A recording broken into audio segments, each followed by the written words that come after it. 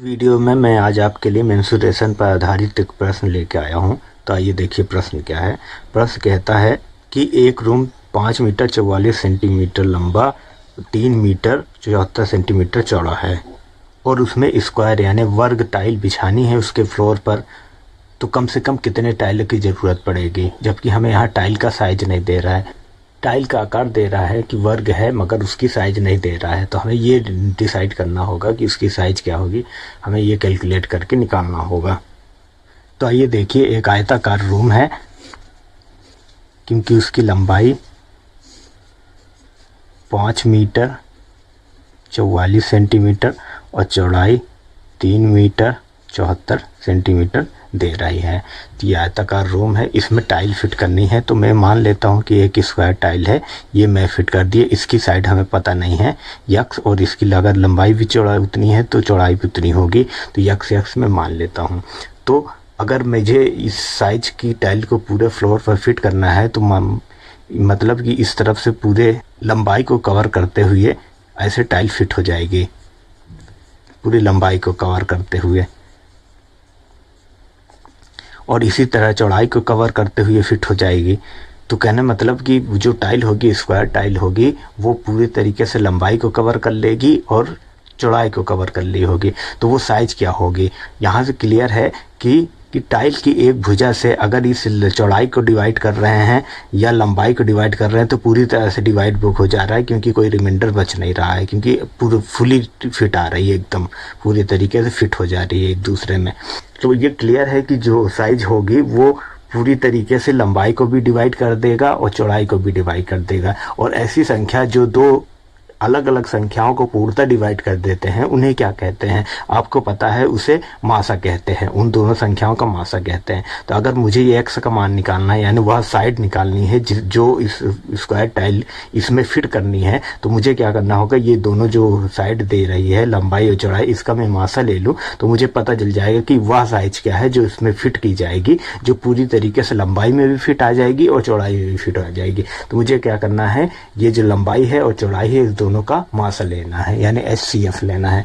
तो सबसे पहले तो जो लंबाई दे रहा है वो है क्या, L बराबर है 5 मीटर 44 सेंटीमीटर। तो इसको मुझे क्या करना होगा कि एक ही यूनिट में चेंज करना होगा। तो सेंटीमीटर में चेंज करूँ तो मीटर में 100 सेंटीमीटर होते हैं। 5 × 100 प्लस 44, टोटल आ जाएगा 544 सेंटीमीटर। ये कन्वर्ट हो गया। और इसी प्रकार चौड़ाई को मैं उठाता हूँ तो 3 मीटर 74 सेंटीमीटर, इसको भी कन्वर्ट करता हूँ। 3 × 100 प्लस 74, तो 374 सेंटीमीटर ये चौड़ाई आ गया है। अब मुझे क्या करना है, ये 544 और 374 का HCF निकालना है। तो आइए मैं भाग विधि से निकाल लेता हूँ। तो 374 544, एक बार जाएगा 374, 170, दो बार जाएगा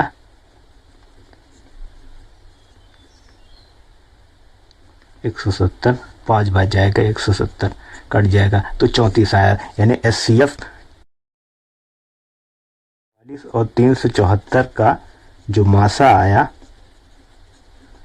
वो आया है 34। तो अतः टाइल की जो साइड होगी की भुजा जो होगी वो 34 सेंटीमीटर होगी। ये हमें यहाँ से पता चल गया।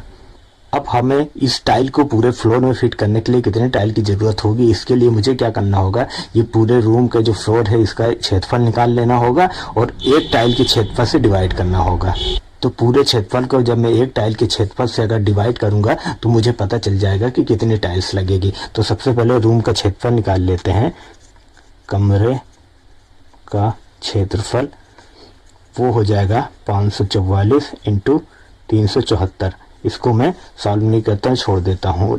और एक टाइल का क्षेत्रफल क्या होगा, वो हो जाएगा 34 का स्क्वायर, क्योंकि इस वर्ग है। जो टाइल है हमारी वर्गाकार है, इसीलिए 34 का स्क्वायर हो जाएगा। अब मुझे टाइल की संख्या ज्ञात करनी है। टाइल्स की संख्या वो हो जाएगा कमरे का क्षेत्रफल, कमरे का क्षेत्रफल बटा एक टाइल का क्षेत्रफल, एक टाइल का क्षेत्रफल।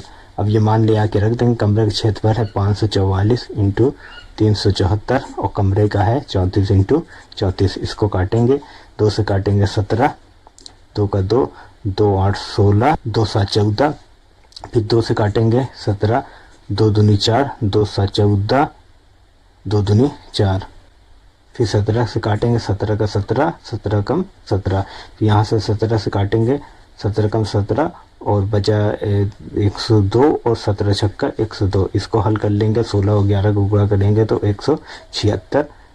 तो यही जो 176 टाइल्स आ रहा है, यही हमारा आंसर है।